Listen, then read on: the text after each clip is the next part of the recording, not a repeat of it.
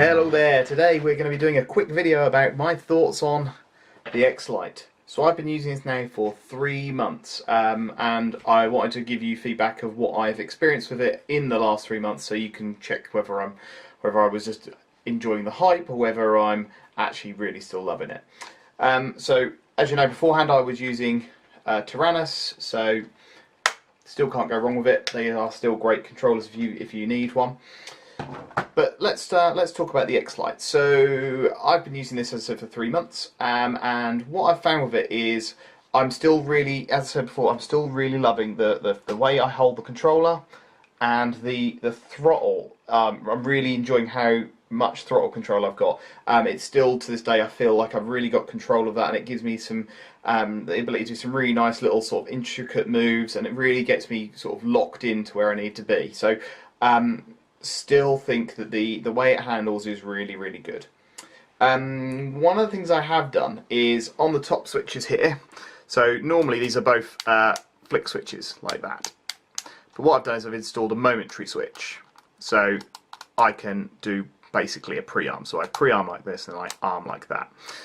Now that on here comes as standard, and also if you wanted to install it is probably about half an hour's worth of work. Whereas on here, what you need to do is take the whole thing apart. And when I say the whole thing apart, you have to take every single element of it apart to actually do it. So first you've got to break the case open, which is a pain. Then you've got to go through and remove all electric circuit boards, all of those bits and pieces, and that is an absolute nightmare. I'm going to put some, hopefully showing some pictures on screen of how much work it was. It was a total and utter pain. So working on this, if you need to take it apart, is a real pain in the ass. So I wouldn't recommend doing it. It wasn't worth the effort from my opinion. So not had any problems with range, so it's still producing really good range. I have actually got an R9 module coming for this, so I'm going to be doing some long range stuff with it at some point soon, so that's pretty good.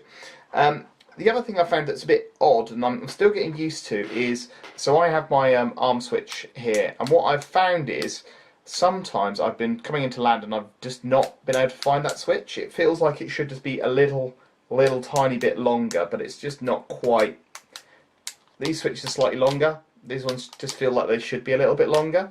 I haven't had a chance to, I've got an external antenna, which is one of these T-piece antennas, which I have over here. One of these. So I've got one of these. I haven't installed it yet, I haven't used it yet, so I can't tell if it adds any real range, but I haven't had any problems with range, although I have only been flying around my local rugby field, so it's probably not a massive problem at this moment in time.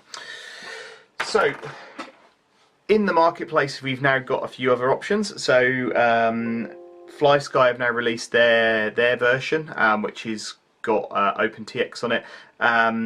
Yeah, I haven't flown with one of those yet. I'll put a picture on screen of it. I haven't looked at one. I know a few people who have, so I think I think NJ Tech has got one, and he'll be looking at that. But I haven't had one yet. I haven't had my chance to handle one of these yet. One of the things I will tell you, just as a bit of experience, is so I've been flying with these 3 months, and at my local club, where there's probably a fair few of us, more and more people are turning up with these. Everyone thinks they're pretty good. They're good solid bits of kit. They fit really nicely into your kit bag, so you can just have a quad and a bag and you can fly. So from that perspective, they are really good. So that's a really quick rundown of what it's like to live with one of these for 3 months. So I hope you found this video useful. In other news, so I've now gone over 325 subscribers or something like that, which is really great.